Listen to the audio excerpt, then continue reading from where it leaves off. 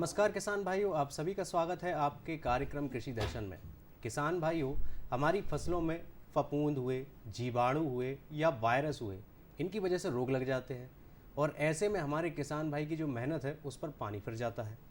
तो कैसे इन रोगों से बचा जाए, इसी से संबंधित है हमारा आज का विषय चने में रोग प्रबंधन। और इस विषय पर जानकारी देंगे आपको कृषि महाविद्यालय गंज वासुदा से एक्सपर्ट डॉक्टर आशीष श्रीवास्तव। किसान भाइयों नमस्कार। मैं डॉक्टर आशीष श्रीवास्तव, कृषि वैज्ञानिक, कृषि महाविद्यालय गंज वासुदा से। किसान भाइयों, आज हम चने में लगने वाली प्रमुख बीमारियां और उनका कैसे प्रबंधन करें इस विषय पर चर्चा करने जा रहे हैं। जैसे कि आप सभी जानते हैं, चना प्रमुख दलहनी फसल है और मध्य प्रदेश में सभी किसान भाई चने को सोल क्रॉप के रूप में या अंतर्वर्ती फसल के रूप में लगाते हैं और इसकी पैदावार भी जो है काफ़ी अच्छी हमारे किसान भाइयों को मिलती है। लेकिन कई बार ऐसी स्थिति निर्मित हो जाती है कि पैदावार में लगभग 10 से लेकर 25%, कभी कभी 50% तक की गिरावट देखने को मिलती है। यह गिरावट कई प्रकार के जो बीमारी लगने वाले कारक हैं, जिसमें मुख्य रूप से जो रोग हैं वो जो है इस बीमारी को फैलाने में काफ़ी महत्वपूर्ण योगदान देते हैं। और जो रोगजनक हैं वो अधिकतर जो रोगजनक हैं वो मृदा जनित हैं और इनसे कई प्रकार की जो बीमारियां हैं शुरुआती अवस्था में जब फसल की बोनी करते हैं, साथ साथ फसल की बढ़वार के साथ साथ जो है फसल पकने तक की अवस्था में रोगों का प्रकोप लगातार देखने को मिलता है। किसान भाइयों, इन रोगों से मुख्य बात है कि कैसे इन रोगों को हम पहचानें और कैसे इन रोगों से बचाव करें। तो मुख्य रूप से जो रोग चने की फसल में देखने को मिलते हैं उसमें चने का जो उकटा या सामान्य भाषा में उगरा जो है ये प्रमुख बीमारी है। इसके अलावा सूखा जड़ सड़न रोग जो है वो फसल को काफ़ी ज़्यादा प्रभावित करता है। साथ में जड़ सड़न, तना सड़न, ये शुरुआती अवस्था में ये भी बीमारी आती हैं। एस्कोकाइटा ब्लाइट, ये भी एक काफ़ी प्रमुख बीमारी चने की है।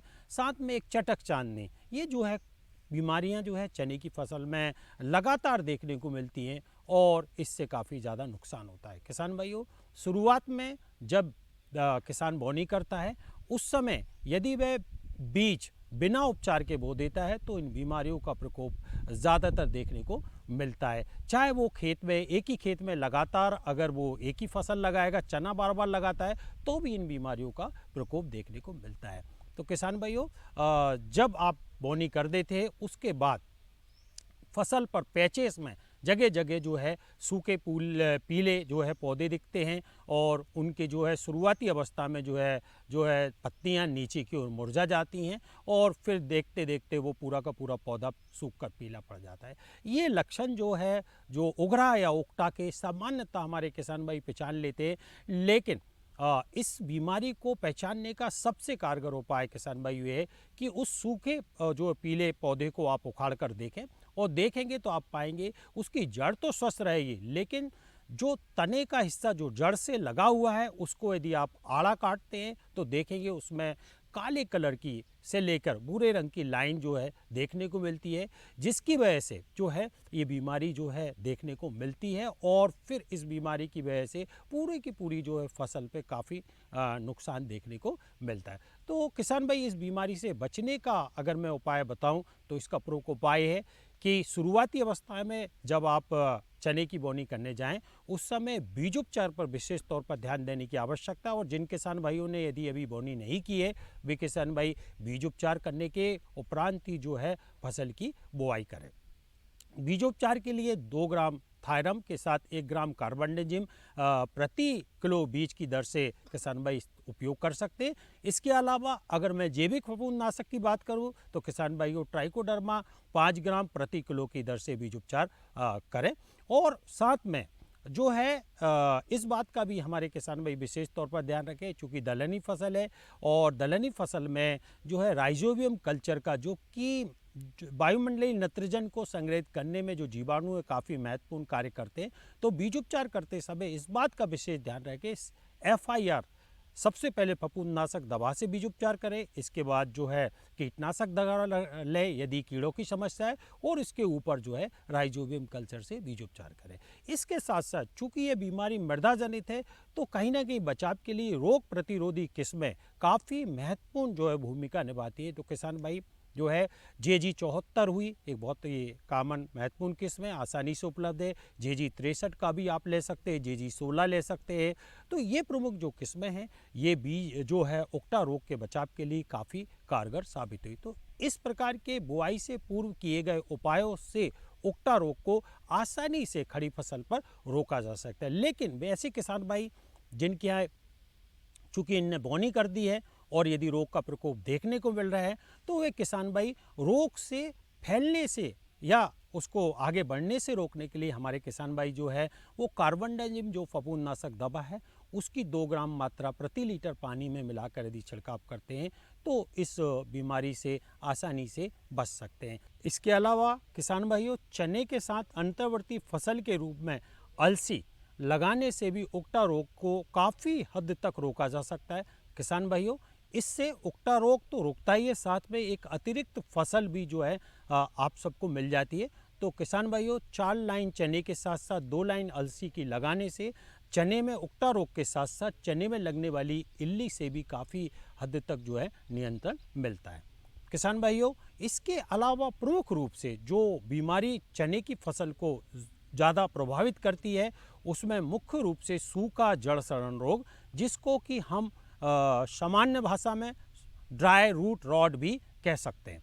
तो इस रोग के लक्षण शुरुआती अवस्था में दो देखने को मिलते हैं, लेकिन प्रमुख रूप से जब चने में घेटी वाली अवस्था होती है उस समय ये रोग अचानक फसल को देखने को मिलेगा और लगभग 2 या 3 दिन में देखते हैं कि पूरी के पूरा जो पौधा है अचानक पीला पड़कर सूख जाता है। इससे उपज में काफ़ी ज़्यादा जो है नुकसान होता है और लगभग 15 से 20%, कभी कभी 30% तक भी जो है फसल प्रभावित होती है। तो इस रोग के बचाव के लिए बीज उपचार, जैसे कि मैंने उकटा रोग के लिए बताया, उन फफूंदनाशक दवा से तो आप बीज उपचार कर सकते हैं, रोग प्रतिरोधी किस्मों का भी आपको चुनाव कर सकते हैं। लेकिन प्रश्न हमारे सभी किसान भाइयों के सामने आता है कि खड़ी फसल में यदि सूखा जड़ सड़न रोग लगा है तो हम कैसे बचें। तो किसान भाइयों उसके उपाय हैं, यदि आपके पास सिंचाई के समुचित साधन हैं तो आप स्प्रिंकलर से हल्की हल्की सिंचाई कर सकते हैं। उस स्थिति में 100 किलोग्राम गोबर आप ले लें और उस गोबर में 1 किलोग्राम ट्राइकोडर्मा को मिलाकर लगभग 6 से 7 दिन छाएदार स्थान पर रख दें और उसके ऊपर पॉलीथीन से ढक दें। और ढकने के पश्चात आप देखेंगे कि जो ट्राइकोडर्मा के जो स्पोर्स हैं वो पूरी तरीके से जर्मिनेट हो जाएंगे गोबर में, उसका कलर देखेंगे ब्राउन कलर का हो जाएगा। इस प्रकार जो ये गोबर है इसको शुरू में जो है आप जो है 1 एकड़ के लिए इसका प्रयोग कर सकते हैं। इसके बाद हल्की सी यदि आप सिंचाई कर देते हैं तो इस बीमारी से आसानी से बच सकते हैं और जो खड़ी फसल में घेटी लगते समय जो नुकसान होता है उस नुकसान से आप अपनी फसल को बचा सकते हैं। साथ में किसान भाइयों चटक चांदनी की मैं बात कर दूं, ये जो है फसल पर कुछ वर्षों से लगातार जो है मध्य प्रदेश में ये बीमारी लगातार देखने को मिल रही है और इसमें अचानक जो है देखने को मिलता है कि जो पत्ती का कलर है बिल्कुल ब्राउन से लेकर डार्क ब्राउन गहरा भूरे रंग का हो जाता है और धीरे धीरे करके हरापन ख़त्म होता है। इससे पौधों की जो है बढ़वार प्रभावित होती है। ऐसा प्रतीत होता है जैसे कि चने की पत्तियों में जंग लग गई हो। तो इस रोग से बचने के लिए किसान भाइयों जो है कार्बनडाजिम जो है 2 ग्राम प्रति लीटर पानी से आप मिलाकर छिड़काव कर सकते हैं अथवा मैनकोजेब दवा का भी आप छिड़काव कर सकते हैं। 3 ग्राम प्रति लीटर छिड़काव करके इस बीमारी से भी बचा जा सकता है। तो किसान भाइयों चने में लगने वाली जो प्रमुख बीमारियां हैं उनसे बचने के लिए हमको एकीकृत रोग प्रबंधन के उपाय करते हैं तो इन रोगों से बचकर आप अपनी फसल की भरपूर पैदावार ले सकते हैं। नमस्कार किसान भाइयों, फिलहाल वक्त हो गया है एक ब्रेक का। ब्रेक के बाद जल्द वापस हाजिर होते हैं।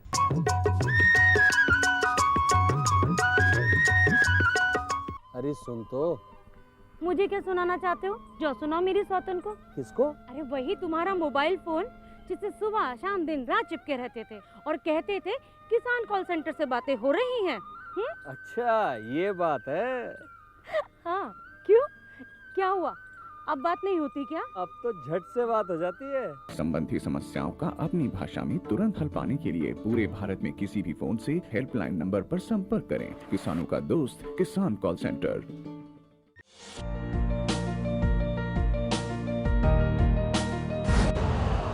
यूरिया का स्वदेशी उत्पादन 70 लाख टन बढ़ाने के लिए 6 उर्वरक संयंत्रों का उद्धार किया जा रहा है।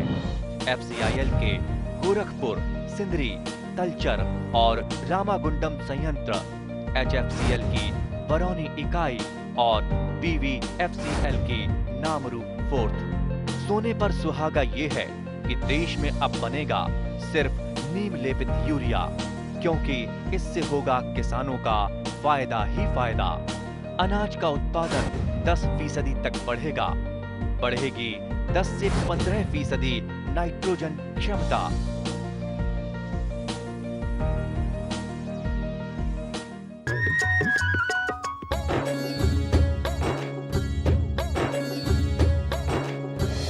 किसान भाइयों, आज का विषय है बागवानी फसलों में पैदावार बढ़ाने के लिए वृद्धि नियामकों का प्रयोग। अब किसान भाइयों, मैं आपको थोड़ा सा विषय के बारे में जानकारी देना चाहूँगा कि ये वृद्धि नियामक क्या होते हैं। जैसे जंतुओं में हमारे शरीर में बढ़वार होती है, वृद्धि होती है, उसी तरह से जो बागवानी फसलें हैं उनमें भी अच्छे से वृद्धि हो, अच्छे से फूल आए, अच्छे से फलन हो, इसके लिए कुछ रसायनों का प्रयोग किया जाता है। वैसे तो ये रसायन पौधे में स्वयं बनते हैं, लेकिन कई बार इनको ऊपर से देने की भी आवश्यकता होती है। इस विषय पर जानकारी देंगे हमें डॉक्टर आराधना कुमारी। आप कृषि महाविद्यालय गंज बासोदा से हैं। नमस्कार किसान भाइयों, मैं डॉक्टर आराधना कुमारी कृषि महाविद्यालय गंज बासोदा में पदस्थ हूँ और मैं सहायक प्राध्यापक के रूप में वहाँ कार्य कर रही हूँ।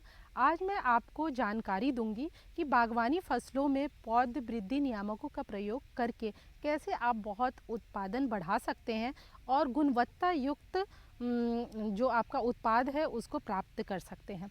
तो सबसे पहले आप जानिए कि ये पौध वृद्धि नियामक होते क्या हैं। तो ये जो पौध वृद्धि नियामक होते हैं ये बहुत एक रसायन होते हैं जो पौधे के अंदर खुद भी बनते हैं या आप बाहर से भी उसका प्रयोग कर सकते हैं और ये बहुत सूक्ष्म मात्रा में काम करते हैं। पौधे के किसी भाग में बनते हैं और जैसे कि आप जानते हैं वो दूसरे भाग में जाकर उसका काम करते हैं, अपना असर दिखाते हैं। लेकिन जब आप इसको बाहर से डालते हैं तो ये जो पत्तियों के ऊपर छोटे छोटे रंध्र रहते हैं उसके द्वारा ये पौधे के अंदर जाते हैं और अपना कार्य करते हैं। अब ये जो पौध वृद्धि नियामक जो होते हैं ये दो प्रकार के होते हैं। कभी कभी तो ये पौधे के अंदर खुद भी बनते हैं और कभी कभी इसको बाहर से डाला जाता है। तो इन सबको एक साथ मिला के सबको हम पौध वृद्धि नियामक कहते हैं। पर अगर वो पौधे के अंदर खुद बनता है तो उसको हम लोग हार्मोन कहते हैं। तो ये जो हार्मोन होते हैं ये मुख्यतः 5 तरीके के होते हैं, जिनको हम लोग oxygen, cytokinin, gibberellic acid, ethylene और ABA यानी कि एब्सिसिक एसिड के नाम से जानते हैं।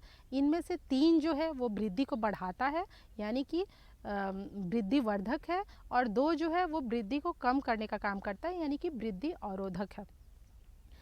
अब आपको मैं बताऊंगी कि जो ऑक्सीन और जिब्रेलिक, ऑक्सीन जो है वो फलों को बढ़ाने के लिए या बिना निषेचन किए अगर फल बनाने होते हैं उसके लिए बहुत महत्वपूर्ण होता है। उसके अलावा आप जानते हैं कि बागवानी फसलों में जो कटिंग्स होती हैं या फिर जो भी लेयरिंग के बाद जो बनता है उसमें जड़ लाना एक बहुत बड़ा काम होता है, क्योंकि अगर आप उसमें जड़ नहीं लाते हैं तो अच्छी जड़ नहीं रहेंगी तो ज़मीन के नीचे से ना ही वो पानी अच्छे से ले सकते हैं और ना ही खनिज लवण अच्छे से ले सकते हैं, भोजन अच्छा नहीं बना सकते, तो आपके उत्पाद अच्छे नहीं बनेंगे। तो इसलिए आपको ध्यान देना है कि जो भी ऑक्सीन है यानी कि IAA indole acetic acid, indole butyric acid, 2,4-D तो आप जानते हैं क्योंकि आप इसको कचरा मारने के रूप में आप इसका इस्तेमाल करते हैं। तो इन सब को जब आप बहुत सूक्ष्म मात्रा में, जैसे कि मान लीजिए कि IAA, IBA का 1 मिलीग्राम पर लीटर पानी में घोल के अगर इसका प्रयोग करते तो जड़ लाने की प्रक्रिया को भी बढ़ाया जा सकता है। अच्छे से जड़ और बहुत कम समय में आएगा। अगर आप उसको लगाएंगे तो आपका उपज ज़रूर अच्छा होगा। तो बागवानी फसलों के लिए ये बहुत ज़रूरी है। उसके अलावा ये देखा जाता है कि जो ऑक्सीन होते हैं वो कोशिका वृद्धि, पौध और कोशिका विभाजन इन सब में महत्वपूर्ण भूमिका निभाते हैं। उसके अलावा मान लीजिए कि ये पौधों को ऊपर ऊपर आगे की ओर बढ़ने में मदद करते हैं। तो अगर आपको झाड़ीदार पौधा चाहिए है, अगर क्योंकि बागवानी फसलों में झाड़ीदार पौधा जो हम लोग सजावटी पौधा इस्तेमाल करते हैं तो उसको झाड़ीदार रूप देते हैं, अलग अलग आकार में, जिसको टोपियरी कहते हैं, उसमें पार्क इत्यादि में प्रयोग करते हैं। तो उसके ऊपर के भाग को अगर हम काट देते हैं तो ऑक्सीजन बनना कम हो जाता है, जिससे पौधा ऊपर की ओर ना बढ़ के झाड़ीदार बन जाता है। तो उस समय हम लोग इसका इस्तेमाल करते हैं, जो एंटी ऑक्सीन होते हैं उनका हम इस्तेमाल करते हैं। जिब्रेलिक एसिड जो होता है वो अंकुरण में बहुत महत्वपूर्ण भूमिका निभाता है। तो जिन पौधों को हम बीजों के द्वारा लगाते हैं उनके अंकुरण में जो हम बीज उपचार के लिए इसका प्रयोग करते हैं, और ज़्यादातर हम इसके लिए 1 मिलीग्राम 1 लीटर पानी में घोल के और उसमें हम 2 से 3 घंटे के लिए अपने बीजों को मतलब भिगो के रखते हैं। उसके बाद इसको हम सुखा लेते हैं छाया में और फिर लगाते हैं, तो हम देखते हैं कि हमारा अंकुरण बहुत अच्छा होता है। उसके अलावा ऐसा होता है कि जिनको हम कॉर्म, राइजोम या किसी और तरीके से हम बागवानी फसल को अगर लगा रहे हैं तो उसको ही डायरेक्ट हम उसके घोल में, जिब्रेलिक एसिड के घोल में लगाते हैं तो अंकुरण बहुत अच्छा होता है। अच्छा अंकुरण ही, जैसे आप जानते हैं कि अगर बच्चा बचपन में बहुत अच्छा होता है, अच्छा पढ़ता है, तो वो भविष्य में भी अच्छा करेगा, ऐसा माना जाता है। तो अच्छी अंकुरण होगी तो वो फसल आपको ज़रूर अच्छी मिलेगी, वो आपका जो आप लगा रहे हैं वो अच्छा होगा, और फसल का उत्पादन भी, जो फल होंगे उसका उत्पादन और उसकी गुणवत्ता दोनों ही बहुत अच्छी होगी। उसके अलावा हम बात करें कि साइटोकाइनिन, तो साइटोकाइनिन भी बहुत महत्वपूर्ण होता है। जैसे कि देखिए कि आप नारियल पानी, क्यों कहा जाता है कि नारियल पानी आप पीजिए, उसमें साइटोकाइनिन बहुत ज़्यादा होता है, तो इसलिए ये कोशिकाओं की वृद्धि को बहुत अच्छे से बढ़ाता है और बढ़ने देता है। अब जैसे देखिए, जैसे हमारे हम लोग जो मानव शरीर में हम लोग समय के साथ जीर्णोद्धार पे चले जाते हैं, मतलब हमें बुढ़ापा आने लगता है, पौधों में भी ऐसे समय के साथ बुढ़ापा आने लगता है। ऐसा क्यों होता है? क्योंकि साइटोकाइनिन का जो की मात्रा है वो कम होने लगती है धीरे धीरे। तो अगर हम चाहते हैं कि हमारा पौधा बहुत दिनों तक हरा भरा बना रहे, उसमें फल अच्छे लगें, तो उसमें अगर हम साइटोकाइनिन, जो काइनेटीन, जियाटिन है, इसको हम बाहर से उसका प्रयोग कर सकते हैं। क्योंकि अगर हमें लगता है कि ऐसे जीर्णोद्धार बहुत जल्दी आ रहा है, समय से पहले हो रहा है, तो उसमें हम बाहर से उसका प्रयोग कर सकते हैं। उसके अलावा आप जानते हैं कि समय के साथ कोई भी चीज़ में परिवर्तन होता है, तो पौधा जो है उसमें भी परिवर्तन बहुत ज़रूरी है। अगर मान लीजिए कि फल लगे हैं, फल समय से पकेगा, कैसे पकेगा? जब पकता है तो उसमें कुछ फिजियोलॉजिकल, उसके कार्य में कुछ परिवर्तन आता है। जैसे मान लीजिए फल पकता है तो उसमें पीलापन आने लगता है, उसमें चीनी शर्करा जो होती है उसका की मात्रा बढ़ जाती है, वो गिर जाता है बहुत बार पेड़ पर से, तो ये सब परिवर्तन आता है। वो परिवर्तन आना भी ज़रूरी है, नहीं तो फल पकेगा नहीं, और बागवानी फसल में इसका बहुत महत्वपूर्ण योगदान है। तो उस योगदान के लिए, उसके लिए 2 हार्मोन जो है, एब्सिसिक एसिड और जो दूसरा हार्मोन है इथिलीन, इन दोनों की बहुत महत्वपूर्ण भूमिका है। आप जानते हैं, आप बाज़ार में देखते हैं कि केले को अगर हम, या कोई भी अन्य फल है जिसको तोड़ लेने के बाद भी जो आसानी से पक जाते हैं, तो उसको हम क्या करते हैं, या तो बंद करके या किसी भूसे या किसी चीज़ में रख देते हैं। लेकिन व्यावसायिक तौर पे ऐसा हम नहीं करते, क्योंकि इससे गुणवत्ता ख़राब हो जाती है। तो वो क्या करते हैं कि इथेफोन या इथेरियल जो होता है उसका स्प्रे करते हैं। तो इससे क्या होता है कि जो फल है वो पकता तो है, लेकिन उसकी गुणवत्ता बरकरार रहती है। तो मान लीजिए कि 100 से 200 ppm यानी कि मिलीग्राम पर लीटर के हिसाब से अगर आप इसका प्रयोग करते हैं तो फल पकेगा, उसके साथ साथ ये अच्छे रूप से पकेगा। सब चीज़ों का प्रयोग करते हैं और सावधानियों का ध्यान रखते हैं, तो मुझे आशा ही नहीं, पूर्ण विश्वास है कि आप बहुत अच्छी गुणवत्ता वाली और अधिक उपज प्राप्त कर पाएंगे। धन्यवाद। किसान भाइयों नमस्कार, मैं हूं आपके साथ सोनू सेन। आइए जानते हैं खबरें खेती की। 76% रबी फसलों की बोनी पूरी। मसूर को जड़ सलन रोग से बचाएं। रबी फसलों में खरपतवार प्रबंधन।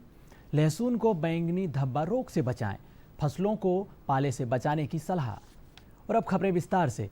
प्रदेश में इस समय रबी फसलों की बुआई किसानों द्वारा शीघ्रता से की जा रही है। कृषि संचालनालय से प्राप्त जानकारी के अनुसार 25 नवंबर तक 76% बुआई पूरी कर ली गई है। सबसे अधिक गेहूं की बुआई 54.73 लाख हेक्टेयर में की गई है, जबकि गत वर्ष समान अवधि में 52.81 लाख हेक्टेयर में गेहूं बोया गया था।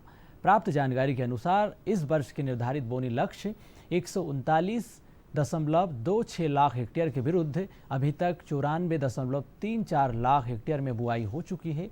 चालू रबी सीजन में पिछले वर्ष के मुकाबले चने की बुआई पिछड़ी हुई है। गत वर्ष समान अवधि में चने की बुआई 20.02 लाख हेक्टेयर में हुई थी, जबकि इस साल अभी तक 17.13 लाख हेक्टेयर में हुई है।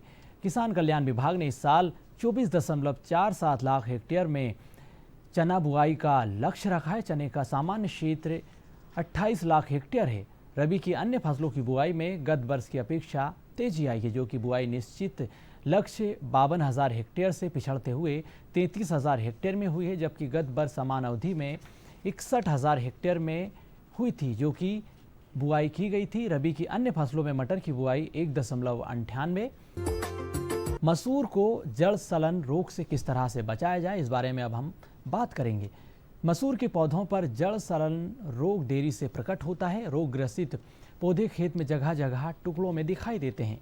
पत्ते पीले पड़ जाते हैं तथा पौधे सूख जाते हैं। जड़ें काली पड़कर सड़ जाती है तथा उखड़ने पर अधिकतर पौधे टूट जाते हैं। जड़ें भूमि में ही रह जाती है। इस रोग प्रबंधन के लिए गर्मियों में गहरी जुताई करें। खेत में पकी हुई गोबर की खाद का ही प्रयोग करें। संतुलित मात्रा में खाद एवं उर्वरकों का प्रयोग करें। बीज को 2 ग्राम थायरम 1 ग्राम कार्बेंजाडिम से 1 किलोग्राम बीज या कार्बोक्सिन 2 ग्राम प्रति किलोग्राम बीज की दर से उपचारित करें। बुआई करनी चाहिए।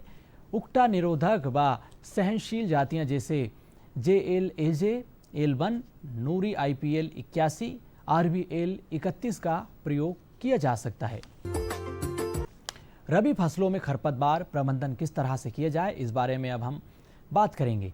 रबी फसलों की बुआई संकरी कतारों में 22 से 25 सेंटीमीटर या छिटकावा पद्धति द्वारा की जाती है। इसलिए प्रायः किसान खरपतवारों को हाथों से ही निकाल सकते हैं, परंतु ये बड़े क्षेत्रों के लिए उपयुक्त नहीं है। यह विधि हल्की मृदाओं हेतु सुलभ एवं दक्ष है, लेकिन भारी मृदाओं के लिए यह विधि धीमी व अधिक लागत वाली होती है। घास कुल के खरपतवारों जैसे गेहूंसा एवं जंगली जई को फसलों से मुक्त रखने के लिए किसानों को अधिक परिश्रम करने की आवश्यकता होती है। खरपतवार प्रबंधन उनके जीवन चक्र, संक्रमण, क्षेत्रफल, वातावरणीय मानक तथा प्रबंधन उद्देश्य के आधार पर अलग अलग प्रकार से किया जाता है।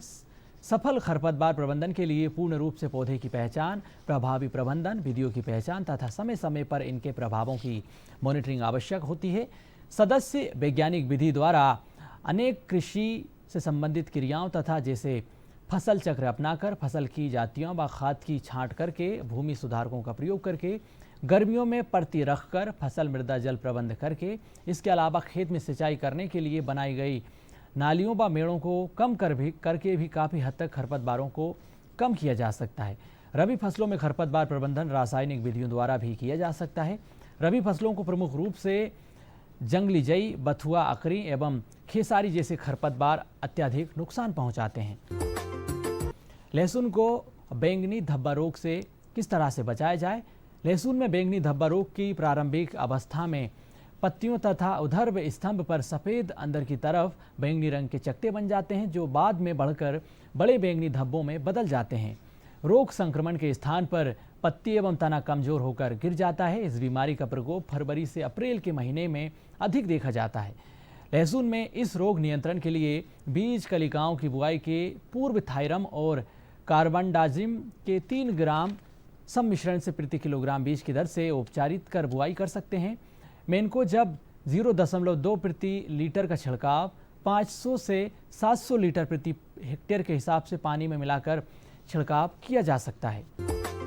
और अब फसलों को पाले से बचाने की सलाह वैज्ञानिकों ने दी है, इस बारे में भी हम जान लेते हैं। वर्तमान मौसम एवं तापमान के तेजी से गिरने की संभावना को देखते हुए किसान कल्याण तथा कृषि विभाग ने किसानों के लिए फसलों को पाले से बचाने की सलाह दी है। रबी की फसलों को पाले से होने वाली क्षति से बचाने के लिए खेतों के चारों तरफ मेड़ों पर कचरा जमाकर जलाना चाहिए, जिससे पाले से बचाव किया जा सकता है। और कचरा जलाने से उत्पन्न धुआं खेतों पर छतरी जैसा काम करता है तथा सतही तापक्रम बढ़ने से पौधों के आंतरिक शिराओं से भरे तरल को जमा होने से बचाता है।